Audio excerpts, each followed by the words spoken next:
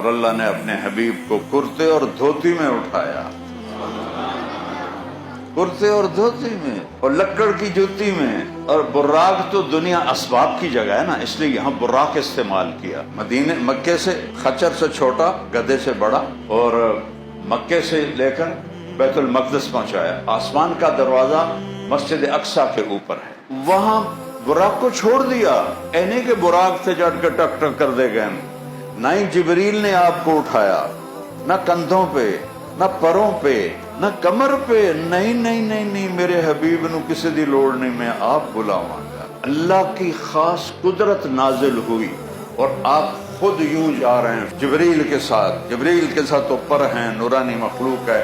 قد اتنا بڑا ہے کہ سر عرش سے لگتا ہے، پاؤں زمین پہ لگتے ہیں. میرا نبی تو کوئی 6.25 فٹ کے قریب آپ کا قد تھا.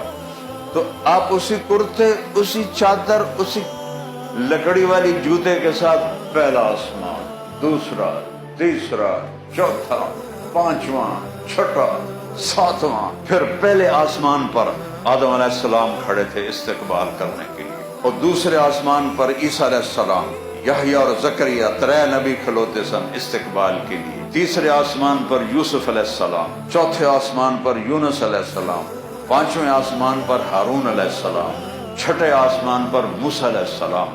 اور میں نے پڑھا کہیں نہیں، مجھے خیال آتا ہے کہ اس دن اللہ نے سارے فرشتوں کے سجدے، رکوع، تسبیح، تلاوت معاف کر کے کہا ہوگا جاؤ میرے نبی کا دیدار کرو، آج یہی تمہاری عبادت ہے، آج یہی تمہاری عبادت ہے.